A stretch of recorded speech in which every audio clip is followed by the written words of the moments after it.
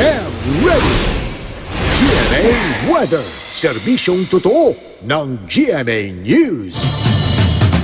Nasa loob na po ng Philippine Area of Responsibility ang isang low-pressure area na binabantayan ng Pag-asa. Huli itong namataan, 830 kilometers silangan ng Giwan Eastern Samar.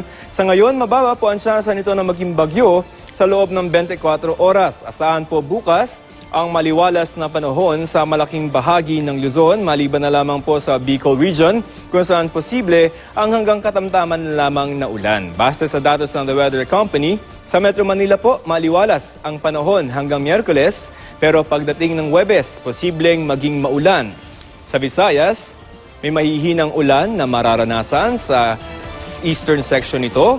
Ganyan din ang maasahan sa Mindanao, pero posible rin ang thunderstorm na bukod sa ulan ay maaari rin magdulot ng buhawi. It's too early to tell, pero yung ipinapakita kasi ng wind map ng the weather company ay may posibilidad na may sumunod na isang cyclonic circulation. Hindi natin pwedeng masabay pa kung ito ay isang magiging ganap na bagyo.